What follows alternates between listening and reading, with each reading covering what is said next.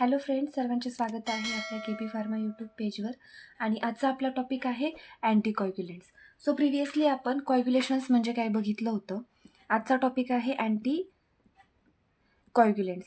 तर कॉग्युलेशन्स म्हणजे काय हे आपण बघितलं होतं. यामध्ये काय आहे, जे लिक्विड फॉर्ममधलं ब्लड आहे त्याचं कन्व्हर्जन्स होणार सेमी सॉलिड और जेलमध्ये, आणि ह्या प्रोसेसला आपण म्हणणार कॉग्युलेशन्स. आणि अँटी म्हणजे काय आहे तर टू प्रिव्हेंट. तर या प्रोसेसला जे मेडिसिन्स प्रिव्हेंट करतात किंवा ट्रीट करतात याला आपण म्हणणार anticoagulant agents. So easy define आहे, the agents which are use to prevent coagulations of blood is known as anticoagulant agent. Then next आहे मोस्ट कॉमन अँटीकॉग्युलंट एजंट्स. तर त्यामध्ये आहे हिपॅरिन. जे MCQचे क्वेश्चन्स असतात कॉम्पिटिटिव्ह एक्झाममध्ये, त्यामध्ये हे असे क्वेश्चन्स येत राहतात. नेक्स्ट आहे मोस्ट कॉमन अँटीकॉग्युलंट विटॅमिन. त्यामध्ये आहे विटॅमिन के. प्रिव्हियसली आपण विटॅमिन्स डिस्कस केलं होतं. त्यामध्ये आपण प्रत्येक विटॅमिनचा role, deficiency, disease, chemical name वगैरे आपण बघितलं होतं. तर त्यामध्ये आहे जो विटॅमिन के आहे तर तो अँटीकॉग्युलंट विटॅमिन म्हणून आहे. ठीक आहे. नेक्स्ट आहे क्लासिफिकेशन्स ऑफ अँटीकॉग्युलंट इझी आहे. त्यामध्ये 2 क्लास आहेत. फर्स्ट आहे पॅरेंट्रल आणि सेकंड आहे ओरल. आता हे जे पॅरेंट्रल आहे, पॅरेंट्रल म्हणजेच काय, जे की आपण इंजेक्शन्स किंवा IV रूटनी घेतो ते. आणि जे ओरल एजंट्स आहेत, ओरल म्हणजे काय तर आपण जे की ओरली ॲडमिनिस्टर करतो. ठीक आहे.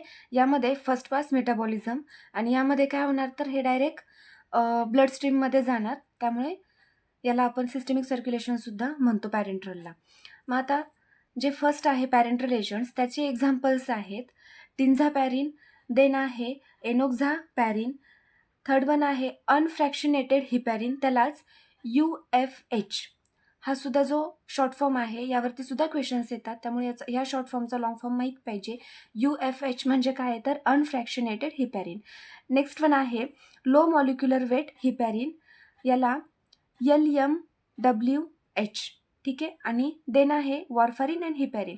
आता हे जे पॅरेंट्रल एजंट्स आहेत, पॅरेंट्रल एजंट्समध्ये वॉर्फारिन आणि हिपॅरिन हे 2 एक्झाम्पल्स इझिली लक्षात राहण्यासारखे आहेत. त्यामुळे पॅरेंट्रल जर असेल, पॅरेंट्रल एजंट्स, त्यामध्ये वॉर्फारिन आणि हिपॅरिन हे 2 मेडिसिन्स लक्षात ठेवायचे.